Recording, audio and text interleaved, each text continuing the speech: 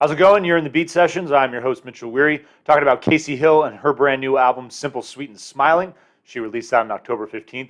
This is her third studio album, follows 2020's Is It Selfish If We Talk About Me Again? And frankly, Kacy, no, it's not, because you're rad. I really dig this album a lot, and this is just another fine example of why I'm really happy that I started this channel and how I hope that you're all benefiting from it as well. Was not familiar with Kacy, and then a fantastic loyal subscriber, 999.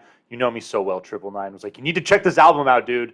Glad I finally did. This thing is a pop gem. I absolutely love Kacy. She's got that it factor when it comes to developing vocal hooks and melodies. Man, this album is just full of them. 11 tracks, 34 minutes.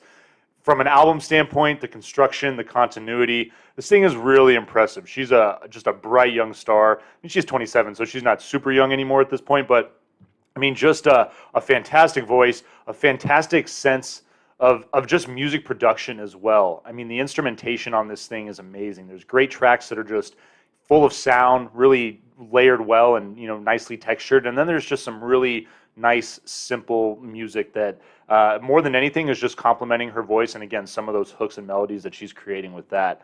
So loving the 80s feel on this record as well from the pop standpoint. This thing kind of reminded me of, you know, contemporary band, The Postal Service. I heard a lot there, but the Cars, Cyndi Lauper, the Thompson Twins, that kind of vibe. I think that this entire album probably could have soundtracked a John Hughes film, is kind of how I felt about it, which is why I really liked it. I mean, just the nostalgia that was there, my love for 80s pop music, this thing just fulfilled all of that. So let's get into the track listing. I couldn't wait. Beautiful piano riff and vocal in this piece to open up.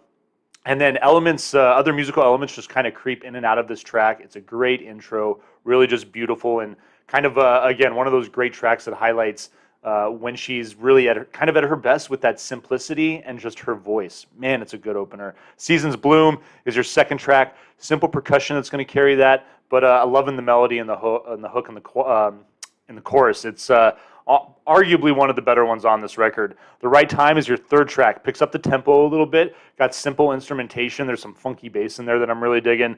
Leads into Simple, Sweet, and Smiling. Your kind of your star track, which is where I was getting that contemporary feel from like Postal Service. Really was liking the sort of ambient electronic feel of that track. And that's what she does. You get this kind of trip hop vibe. There's dream pop. It's in and out of, you know, all these different influences within that pop realm.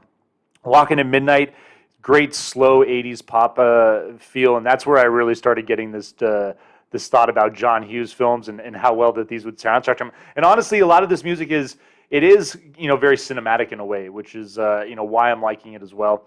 So Loud, your sixth track, is it's interesting. It's got this breakbeat feel to it, slow tempo, 80s pop again in that, and then really just loving Caterpillars, your seventh track, just beautiful, slow, ambient. It just carries the album into this little interlude.